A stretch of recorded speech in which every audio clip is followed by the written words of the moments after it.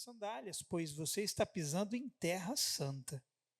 Eu sou o Deus de seu pai, o Deus de Abraão, o Deus de Isaque e o Deus de Jacó. Quando Moisés ouviu isso, cobriu o rosto, porque teve medo de olhar para Deus.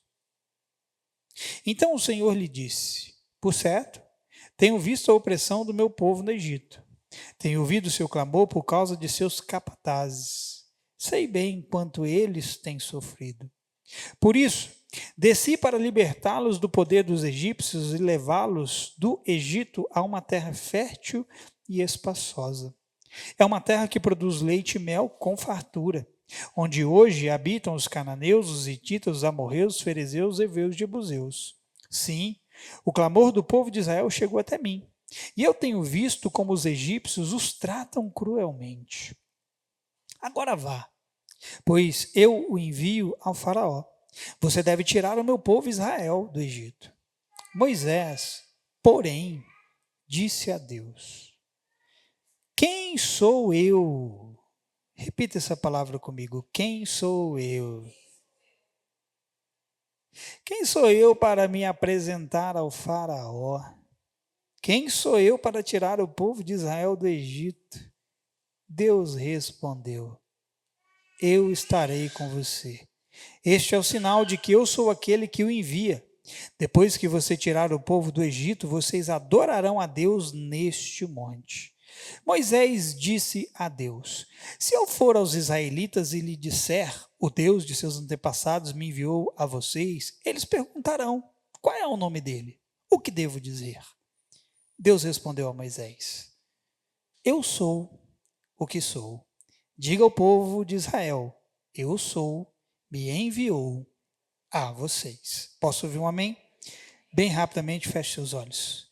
Senhor, nós te damos graças por sua boa palavra. Traga sobre nós o espírito de sabedoria e revelação, não só dentro daquilo que foi preparado, mas daquilo que o Senhor quer revelar de forma individual e pessoal a cada um de nós. Abra o nosso entendimento, dá-nos olhos para ver, ouvidos para ouvir e um coração capaz de entender a sua instrução para nós aqui nessa noite. Te damos graças por seu Espírito Santo que nos conduz à sua boa palavra, em nome de Jesus. Amém. Glória a Deus. Quem estava aqui na quarta-feira? Deixa eu ver. Poucas pessoas, né? Na quarta-feira eu ia pregar essa mensagem, mas acabei não pregando ela. Eu abordei uma coisinha ou outra dessa mensagem na quarta-feira. E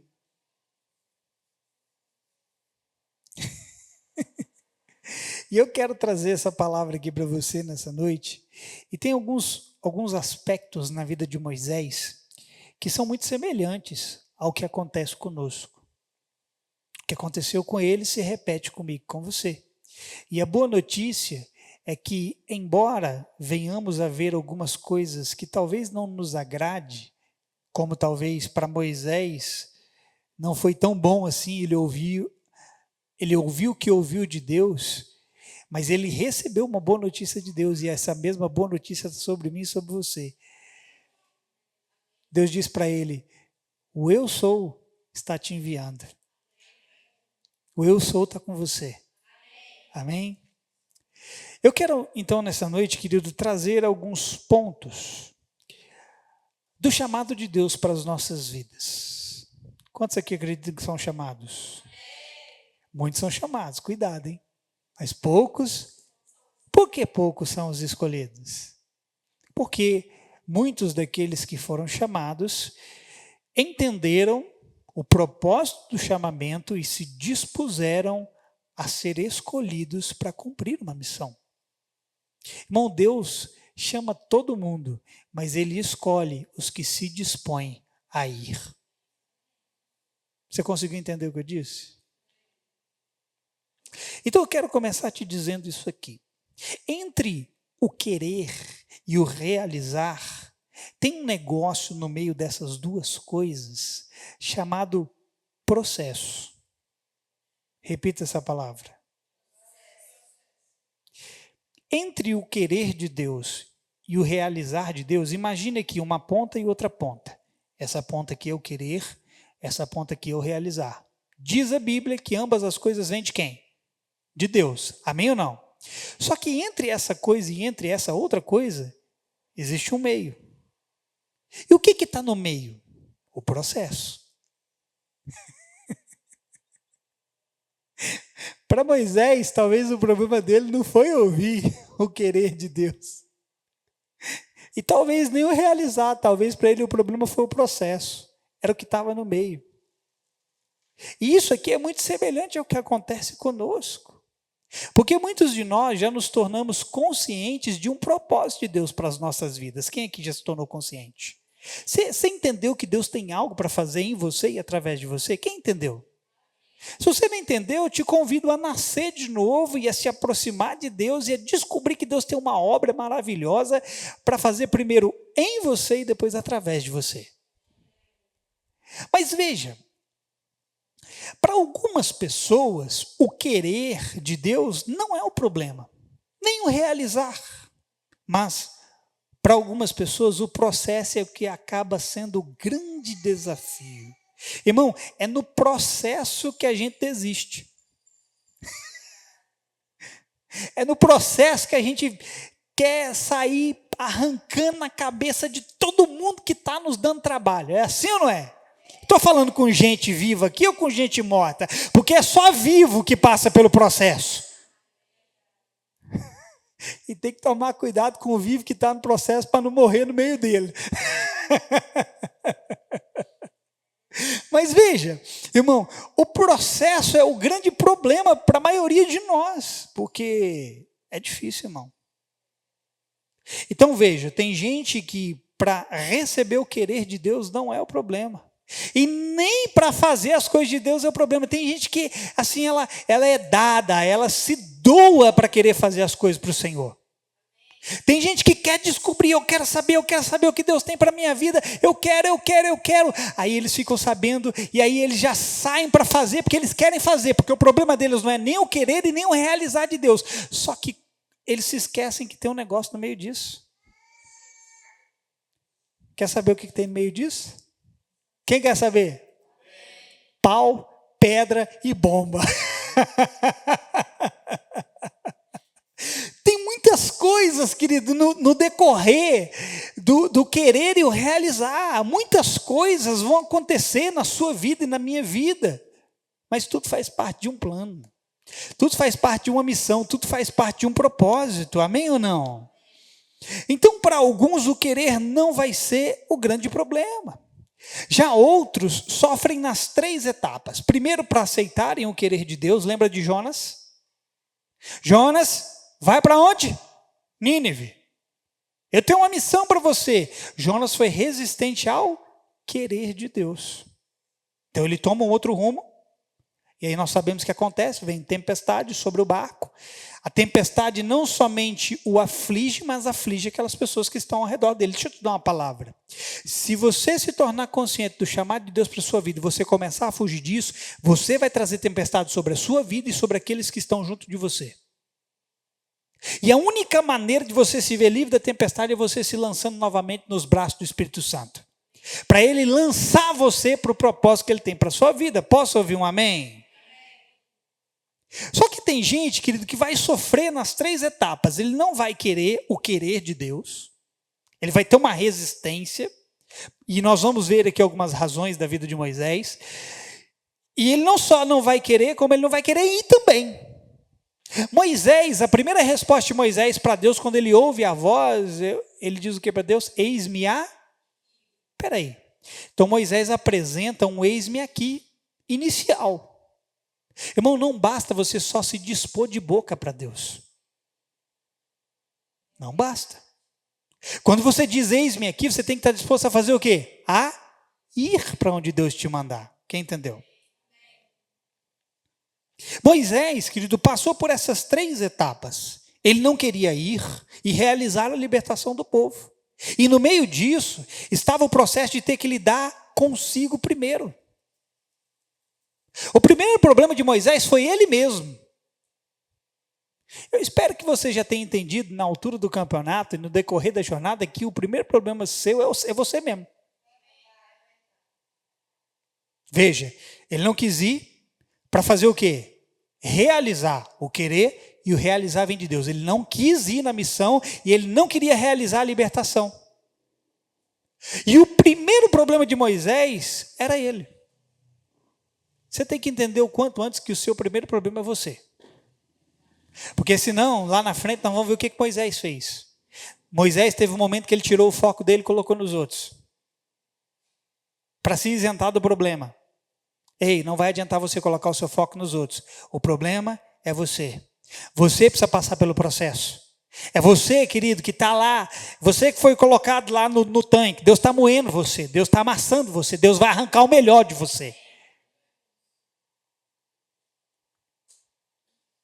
Agora, Moisés, além de ter que lidar consigo mesmo, ele não sabia que ele ia encontrar um povo que não conhecia ele, que ele não conhecia esse povo, e que esse povo se apresentaria como povo desobediente e rebelde.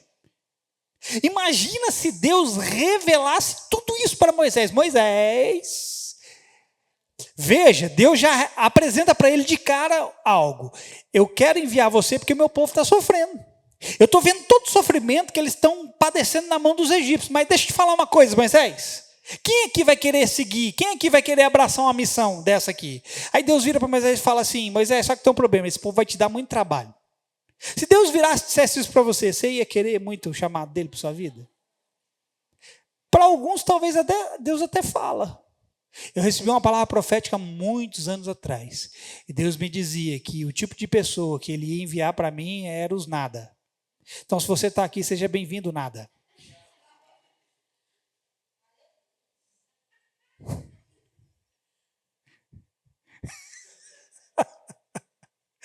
Só que não chegou todos os nada ainda. Porque Deus falou assim para mim, ó, eu vou dar para você. Não é para rir, não. Aí já começou a rir se eu falar. Eu vou dar para você aqueles que ninguém quer, que são rejeitados pela religião, as prostitutas, os drogados e os homossexuais. Ó, você quer esse tipo de pessoa para lidar com elas? Quer? Eu quero. Tá bom. Você sabe o que você vai passar no meio disso tudo? Você sabe o que te espera ao ter que lidar com essas pessoas? Processo. Você vai ser capaz de suportar tudo isso por amor a essas pessoas?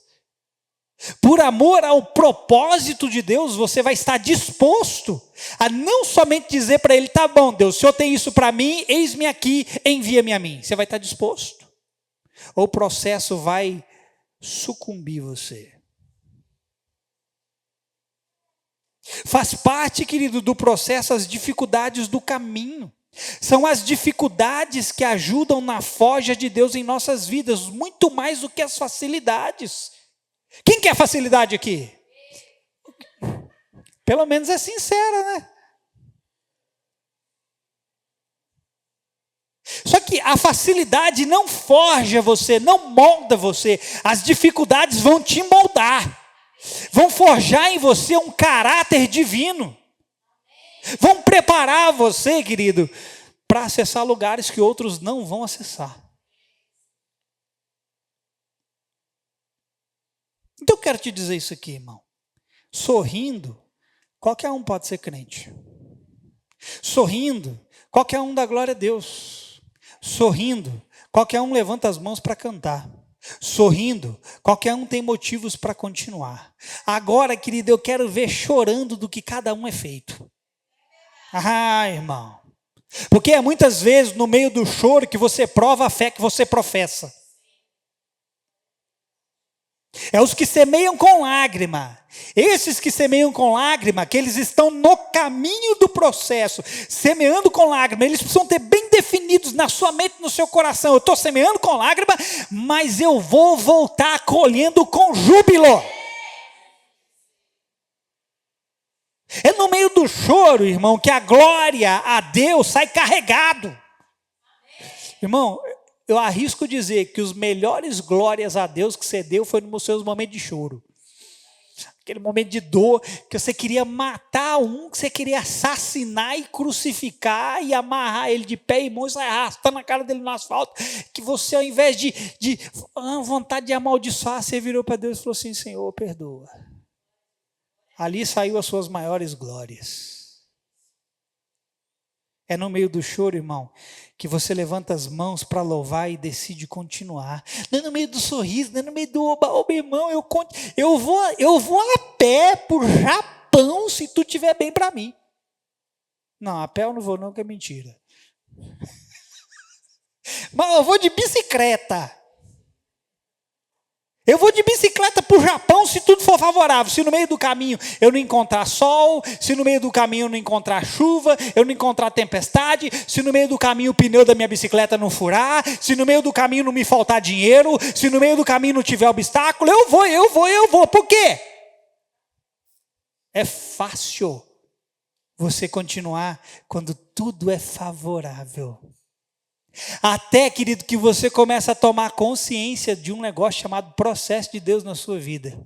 E aí você vai vendo, querido, que o verdadeiro crente não é formado na facilidade, mas nas dificuldades. Mas vamos nos focar aqui na vida de Moisés e ver algumas coisas que nos são semelhantes. A primeira coisa que eu quero destacar com você está aqui no verso 2, 3 e 4. Do texto que nós lemos. Veja, o texto vai dizer, vou ler ele de novo. Ali o anjo do Senhor lhe apareceu numa chama de fogo que saía do meio de uma sarça. Moisés viu que, embora a sarça estivesse em chamas, não era consumida pelo fogo. Que impressionante, pensou, porque a sarça não se queima. Vou ver isso de perto.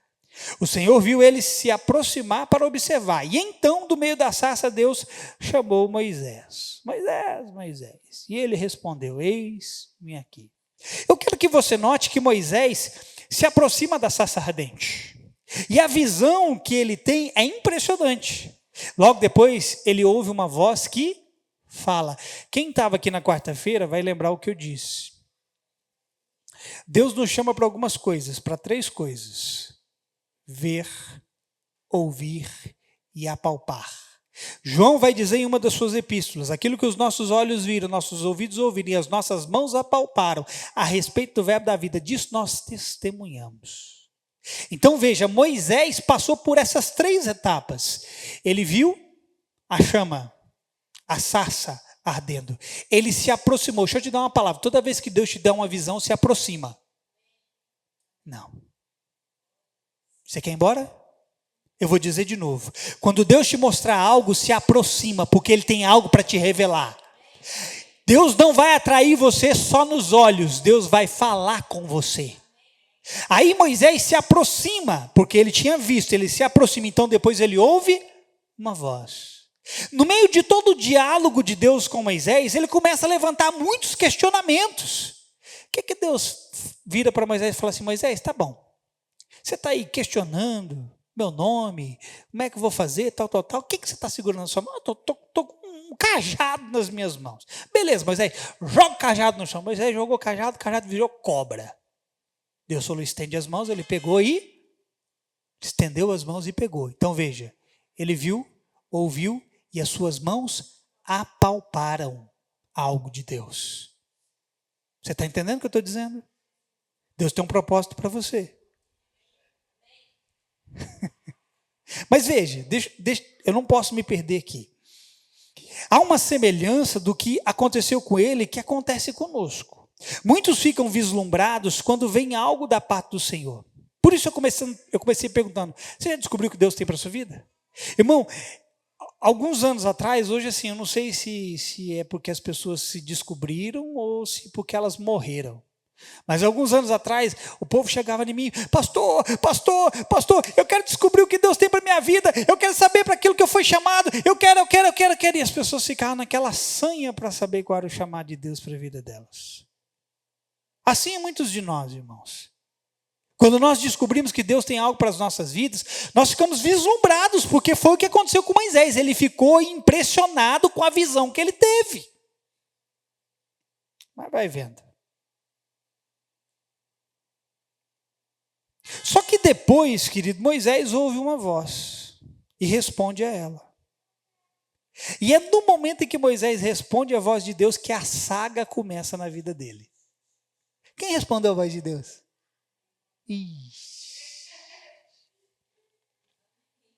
Cadê as pessoas que responderam a voz de Deus aqui? Deixa eu te dar uma palavra. Foi no dia que você respondeu a voz de Deus que o seu problema começou. E o seu problema é um bom problema. Porque seguir o Senhor, querido, vai te dar muita dor de cabeça, muito cansaço, mas eu quero te dar uma boa palavra. Vai ter glória, vai ter alegria, vai ter renovo, vai ter graça, vai ter motivo para você continuar.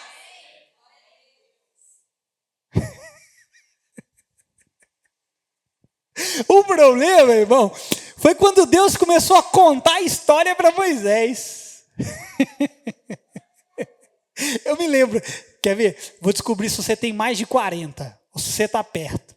Eu me lembro de um programa de televisão que passava na TV Cultura, chamado Castelo Rá-Tim-Bum, quem lembra? Vocês é Nutella mesmo, vocês gostam de TikTok, dessas porcarias aí, né? Castelo Rá-Tim-Bum.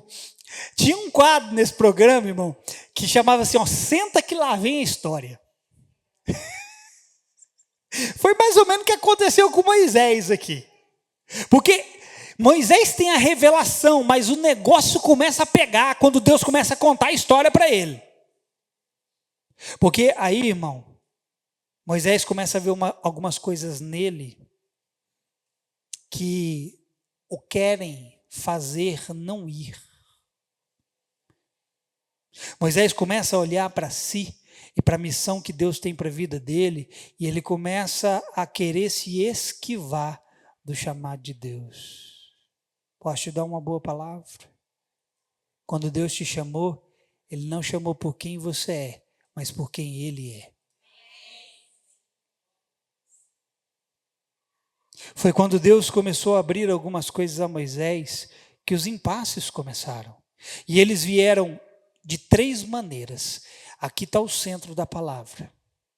Quando Moisés se tornou consciente do chamado, os impasses vieram de 3 formas. A primeira delas, incapacidades. A segunda, desculpas. E a terceira, resistências. Pegou? Deus chamou ele, primeira coisa que ele apresenta, incapaz. Moisés não se via capaz de corresponder ao chamado de Deus na vida dele. E nós nos assemelhamos muito a ele. Muitos de nós ficamos animados por saber que Deus tem algo para as nossas vidas. Às vezes, Ele nos deu uma visão. Quem já teve visão do seu propósito? Às vezes, Ele te deu um sonho com o seu propósito. Às vezes, uma palavra profética. Ou, de alguma outra forma, tomamos conhecimento de algo. Eu falava hoje à tarde com minha esposa, essa noite eu tive um sonho. Eu estava no meio da igreja, vocês estavam de pé, e eu colocava a mão na cabeça de um por um e os abençoava. Quer ser abençoado? A minha bênção não vale nada, irmão, mas a bênção dele é tudo que você precisa. Por quê? Porque isso faz parte do propósito. Deus vai te mostrar coisas. Se alegre por isso. Só que aí, querido, começa a história de Moisés. Porque para Deus cumprir um propósito por meio de uma pessoa, Ele precisa não só revelar o chamado, mas a missão do chamado. Entenda o que eu disse. Quando Deus te chama, Ele vai também revelar a missão. Foi comigo. Eu sabia que Deus tinha me chamado para cuidar de pessoas. Então Ele começou a revelar algumas coisas para mim do meu chamado. Ok? Vocês estão entendendo? A primeira parte, querido, ela é mais fácil para a maioria, que é descobrir o chamado. O problema começa na segunda parte, quando Deus começa a revelar a missão, porque é na revelação da missão que eu vou encontrar um monte de problema. Espera aí, Deus me chamou para isso? Chamou. Aí começam os mais isso, mais aquilo, mais eu não sei, eu não sou, eu não consigo. Não, realmente você não consegue. Mas se Ele te chamou, Ele vai revestir você. Porque, irmão, entre o chamado e a missão existe o processo, e é quando a missão é revelada que processos podem vir à tona. Eu vou te dar um outro exemplo, saindo um pouco aqui da história de Moisés, o apóstolo Paulo. O apóstolo Paulo foi um cara que se tornou ciente da missão de Deus para a vida dele.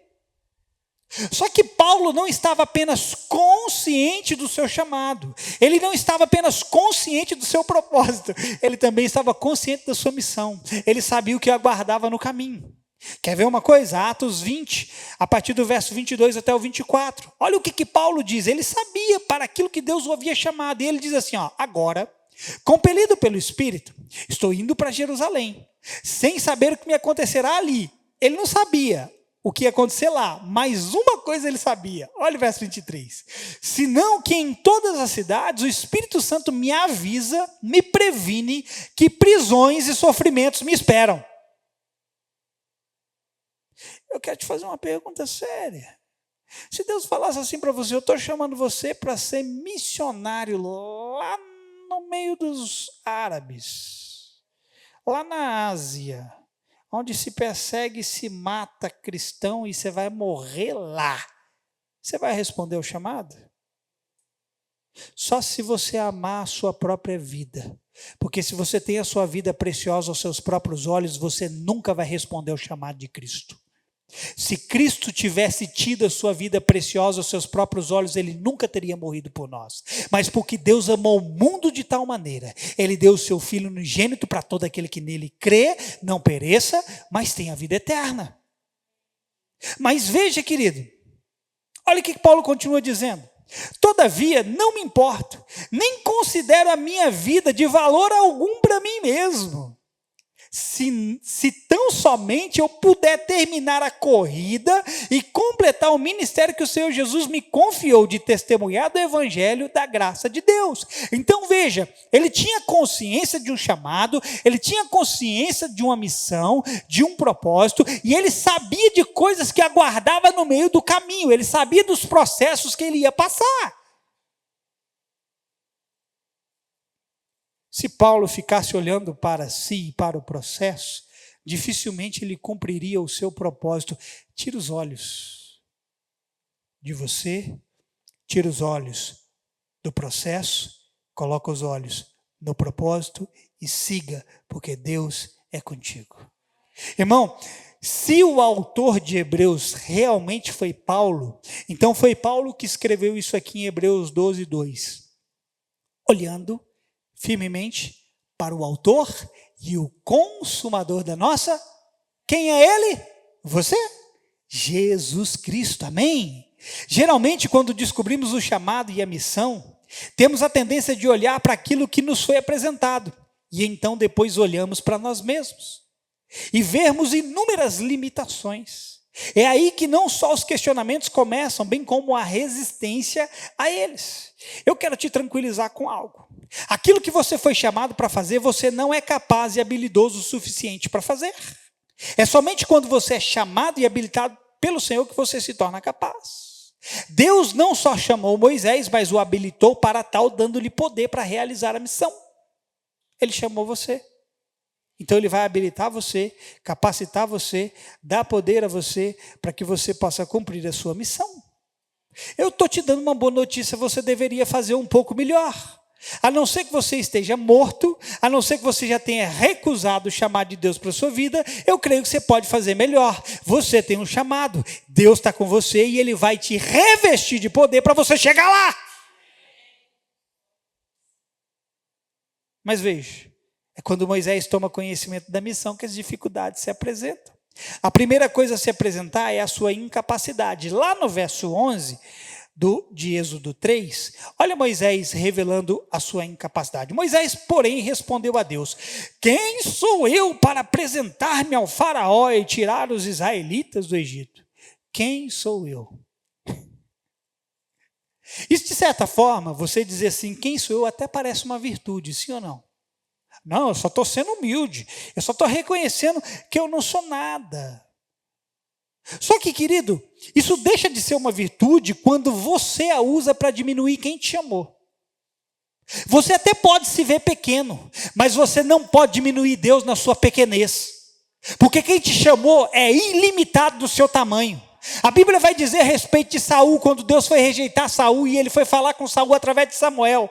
Deus vai falar através de Samuel para Saul: eu te chamei, eu te escolhi quando você se via pequeno aos seus próprios olhos. O problema não é você se ver pequeno, o problema é você diminuir Deus ao seu tamanho. Mas quem te chamou é maior do que você e vai à sua frente para cumprir o propósito. Aí, irmão, olhamos para nós e olhamos para Ele e deveríamos ver tudo o que Ele é. Mas nós fazemos o quê? Continuamos presos em nós mesmos. O primeiro problema de Moisés foi a incapacidade. Quem sou eu? Olha que interessante, quando ele diz isso, quem sou eu? Logo depois ele vai perguntar assim, mas as pessoas vão perguntar quem foi que me enviou, o que eu vou dizer? Deus diz assim para ele, diga que eu sou. O que Deus está falando para Moisés? Moisés, deixa eu te falar uma coisa, você pode não ser nada, mas eu sou. Você pode não ser nada, mas Deus é. Então deixa eu te dizer, a incapacidade, ela existe, porque em nós mesmos não somos capazes de cumprir a missão que Deus tem a nós. Mas essa incapacidade se torna nada quando somos chamados e revestidos pelo Senhor. Então as coisas na nossa vida, querido, passam a não ser mais pela nossa própria força, mas pelo poder do Espírito Santo, pela capacidade do Espírito Santo. O que a Bíblia diz? Não é por força, nem por violência, mas é pelo meu Espírito, diz o Senhor. Até sua força você vai num ponto, mas até a força dele, você vai até o fim da carreira. A segunda coisa que Moisés apresenta são desculpas, que é o que muitos de nós fazemos. Primeiro ele revela a missão, aí a gente ouve a missão, aí a gente olha para nós, se sente incapaz, olha para ele e diminui ele. Está errado. A segunda coisa que ele apresenta são as desculpas. E muitos de nós fazemos a mesma coisa. Na incapacidade de Moisés, Deus deu a ele o seu nome e o revestiu de autoridade e poder. E mesmo assim, o que veio depois disso foram desculpas. Se você avançar para o capítulo 4, abre lá, vamos ler junto. Olha o segundo ponto de Moisés aqui, as desculpas. Lá no verso 1. Olha o que Moisés vai dizer.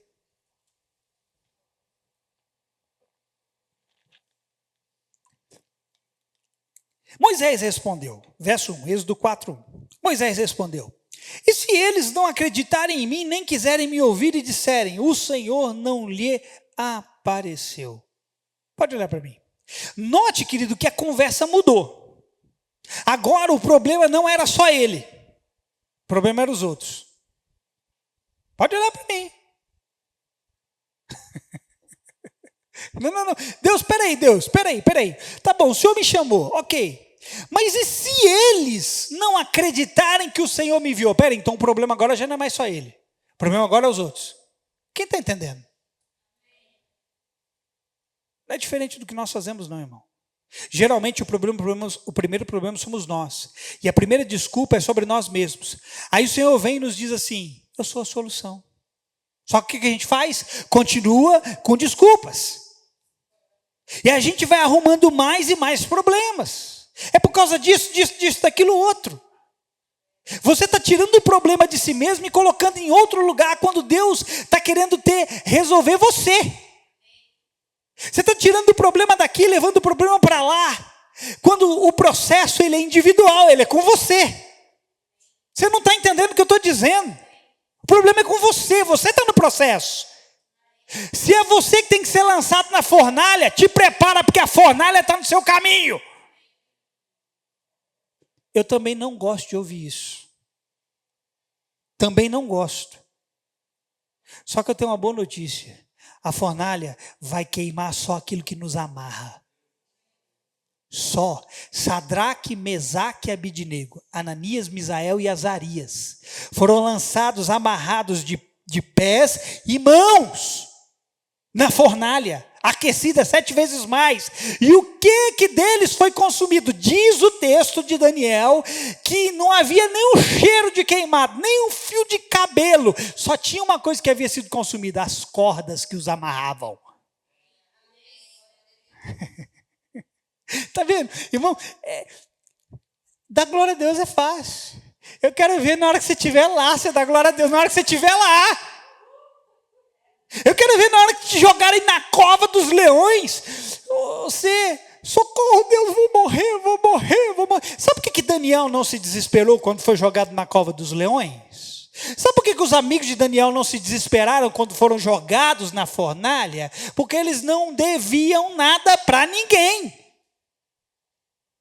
Eles estavam cientes de quem estava com eles. Você está ciente de quem está com você no meio dos processos? O real problema, querido, são as desculpas, que não servem mais, uma vez que tomamos conhecimento do chamado e somos revestidos para isso. Deixa eu te dar uma palavra. Se você se tornou consciente do chamado, o seu grande problema são as desculpas. Elas não vão servir mais. E veja, mesmo depois de Deus trazer a solução a Moisés, o que Moisés faz? Ele se volta para si novamente. Porque lá no verso 10, Moisés vai dizer assim, disse, porém, Moisés ao Senhor: ó Senhor, nunca tive facilidade para falar, nem no passado, nem agora que falaste ao teu servo, não consigo falar bem. Mais desculpa. Agora note que Moisés estava consciente de que Deus tinha falado com ele. O texto aqui diz: falaste ao teu servo. Moisés sabia da palavra que Deus tinha dado a ele. Não há desculpas, querido, para quem está consciente de algo de Deus para a sua vida. Só há um caminho para quem descobriu algo do Senhor: responder: eis-me aqui, de forma prática. Você se tornou consciente? Responda a Ele. Amém ou não? Há um outro personagem na Bíblia que deu a mesma resposta que Moisés: Isaías. E olha o contraste entre Moisés e Isaías. Isaías tem uma visão de Deus sentado no alto sublime trono, tem uma visão, e aí Deus pergunta assim: quem há de por nós? Quem enviaremos? Aí Isaías, eu gosto de imaginar a cena assim, né? Isaías vendo aquilo, Isaías assim: eu, eis-me aqui, envia-me a mim. Olha que contraste, irmão. Um estava se dispondo a ir para a missão, o outro para fugir dela. Isaías disse: eis-me aqui. Moisés disse: eis-me aqui. Só que Isaías disse mais: envia-me a mim. Moisés estava querendo fazer o quê? Fugir da missão.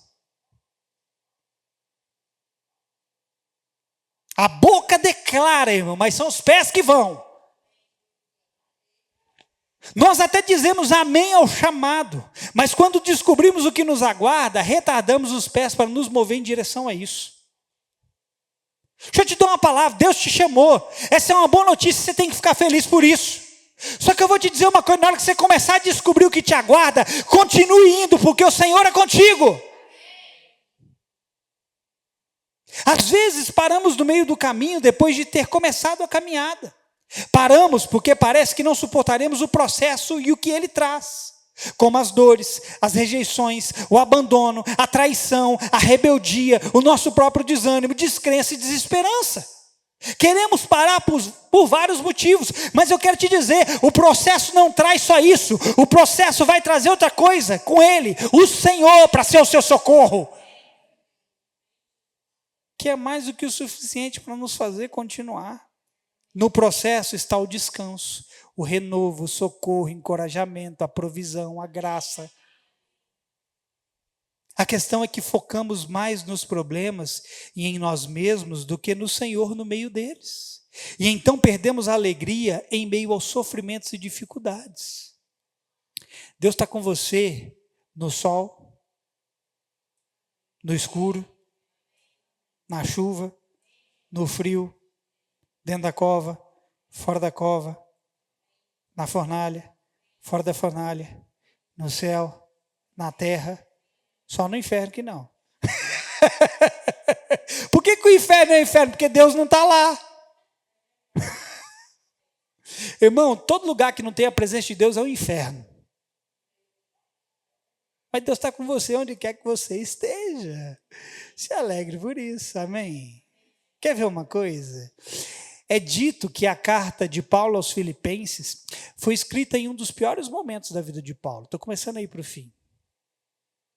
A carta de Paulo aos Filipenses foi escrita num dos piores momentos de provação de Paulo. E nessa carta, Paulo escreve cerca de 16 vezes sobre alegria.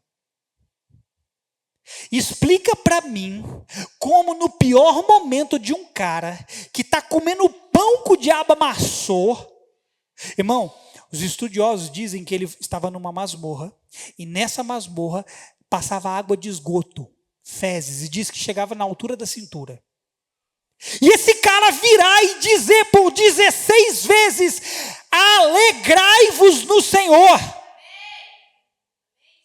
Porque lá no capítulo 4, ele vai dizer: alegrai-vos no Senhor, outra vez vos digo, alegrai-vos. Como é possível, irmão? Somente quando você tem consciência do chamado, da missão, mas também de que o processo, ainda que ceife a sua vida, no final, isso vai redundar para a glória e louvor de Deus. Eu preciso ler o texto para você, Filipenses 1. Olha o que Paulo vai dizer a partir do verso 12, eu vou ler bem rápido. Quero que saibam, irmãos, que aquilo que me aconteceu tem antes servido para o progresso do Evangelho. Aqui começa uma boa palavra. Tudo que está acontecendo com você é para o progresso do Evangelho. Vai gerar testemunho lá na frente. Vai servir para consolar outras pessoas. A Bíblia diz que nós somos consolados para consolar. Você está chorando, Deus vai enxugar suas lágrimas para que você enxugue as lágrimas de outro. O que está acontecendo comigo e com você está contribuindo para o avanço do Evangelho. E se não está contribuindo para o avanço do Evangelho, sinto dizer, você está andando na concorrência. Você está andando com o inimigo. Verso 13. Como resultado, tornou-se evidente a toda a guarda do palácio e a todos os demais que estou na prisão por causa de Cristo. Tudo que você está passando por causa de Cristo, irmão. Espero eu. E a maioria dos irmãos, motivados no Senhor pela minha prisão, estão anunciando a palavra com maior determinação e destemor. Olha isso aqui, irmão. Os irmãos da igreja olharam para Paulo e falaram: rapaz, Paulo está suando mais que subaque aleijado, está sofrendo. Mas ao invés deles olharem para o sofrimento de Paulo e ficar desanimado, igual você está aí, desesperançoso, não sei o quê, eles olharam para toda a dificuldade e falaram: rapaz, é agora que nós temos que engatar a sexta marcha, é agora que nós temos que continuar, é agora que a gente tem que ir para frente. O seu pior momento só é o pior momento se você não encontrar Deus nele. Verso 15. É verdade que alguns pregam a Cristo por inveja e rivalidade, mas outros o fazem de boa vontade. Esses o fazem por amor, sabendo que aqui me encontro para a defesa do Evangelho. Aqueles pregam a Cristo por ambição egoísta, sem sinceridade, pensando que me podem causar sofrimento enquanto estou preso.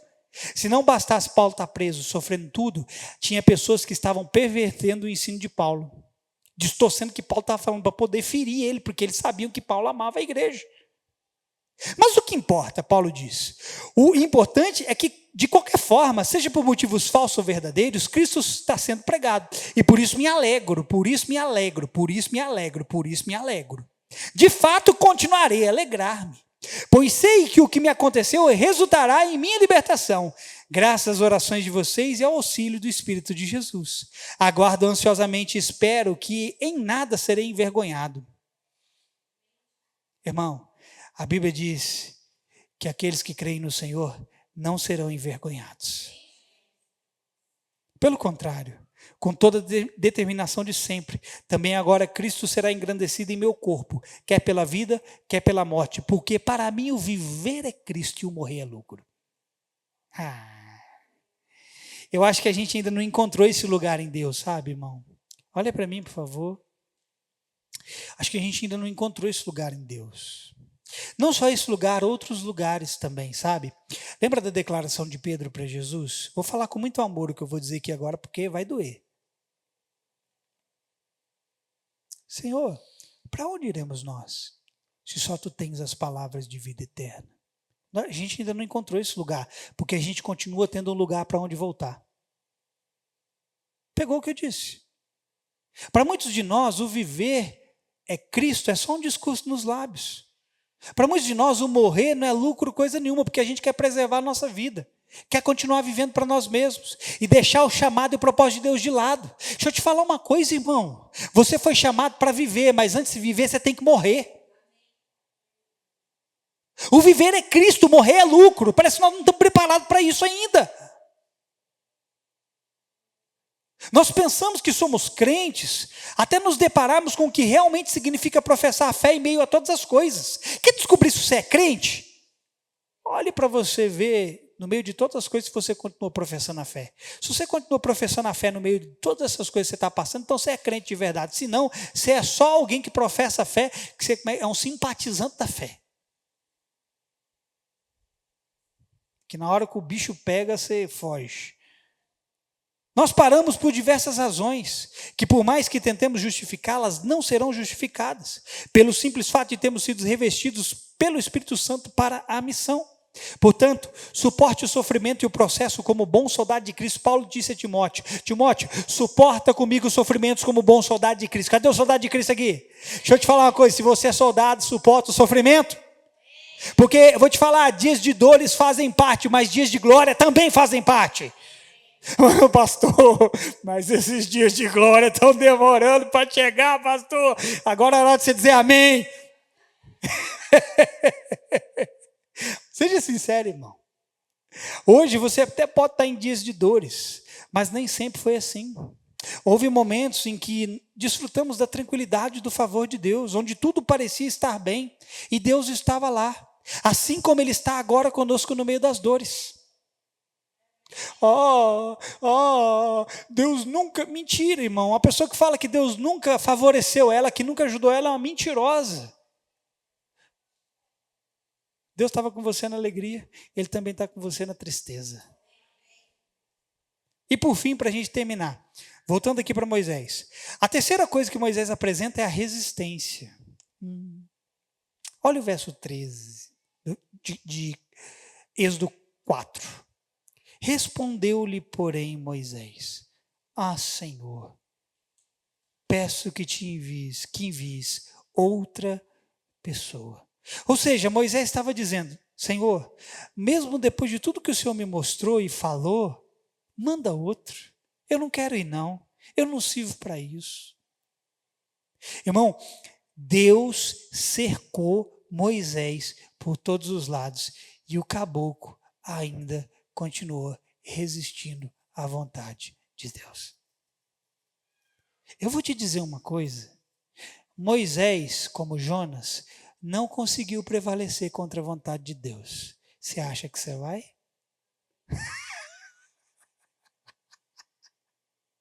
Sabe o que Deus faz quando Moisés diz isso aqui para ele? Envia outro? Diz o verso 14 que o Senhor ficou irritado com Moisés, irado com Moisés. A palavra ali é ira de verdade.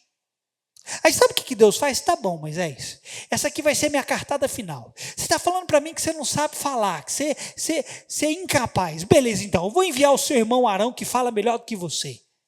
Vamos ver qual é a sua desculpa agora. Acabou as desculpas de Moisés, irmão.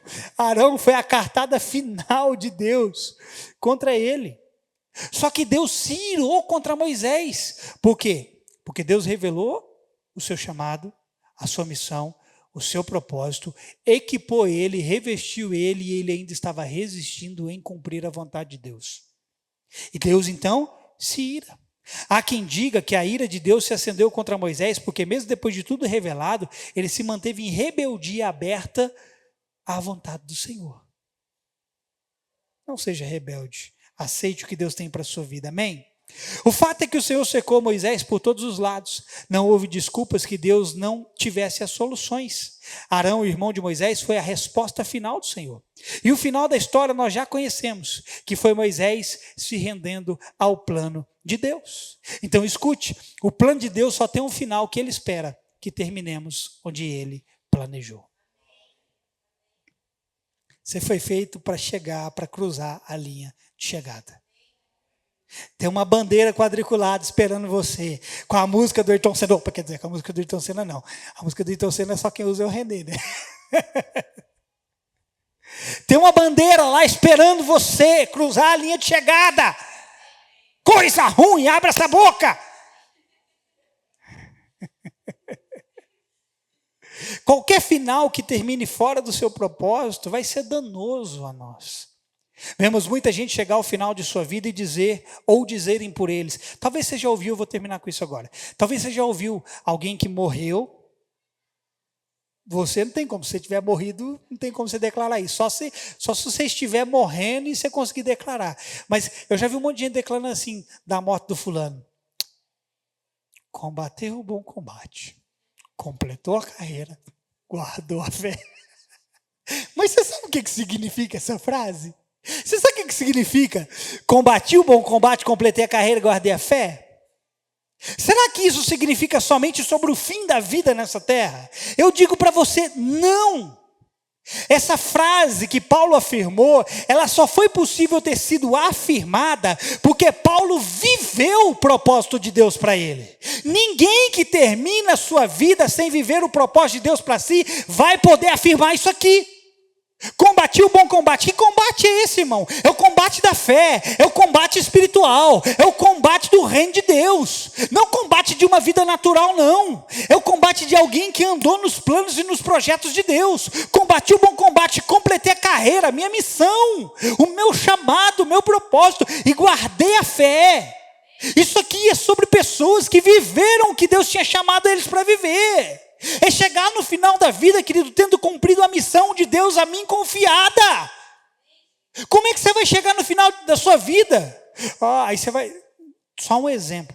Em nome de Jesus não vai acontecer com você, amém? Amém o quê? Você nem sabe o que eu ia falar. Mas só um exemplo, ok? A fim didático, só para você aprender. Você está lá no seu leito de morte, no seu último suspiro, aí você vai dizer assim, ó... Combati o bom combate, completei a carreira e guardei a fé. Aí, quem te conhece, vai olhar para você e vai falar assim, ele custava ir para a igreja. Ele não era fiel em nada das coisas de Deus. Ele vivia nas diversões do mundo. Como é que ele está falando esse negócio aí que viveu, que guardou a fé? Peraí. Que conversa é essa? Não. Você não cumpre a sua carreira quando você é parte dessa terra. Você cumpre a sua carreira quando você completa a sua missão. Agora, irmão, pergunte-se, e eu terminei. Pergunte-se, o caminho que você tomou e que você está andando, vai fazer você chegar lá? Por Deus vai, mas e por você? Porque o querer e o realizar, só que tem você aqui no meio. Processo. Como é que você vai fazer com tudo que você está passando? Você vai suportar como bom soldado de Cristo. Porque aquele que começou boa obra é poderoso para completá-la até o dia de Cristo. E ai de você e ai de mim se não deixarmos ele completar. Vamos sofrer o dano na eternidade. E misericórdia. Na verdade, na eternidade nem vai haver misericórdia. Misericórdia só vai haver para quem está no céu. Porque quem está no inferno é juízo mesmo. Suporte. Deus é contigo. Quem recebe essa palavra, fica de pé no seu lugar.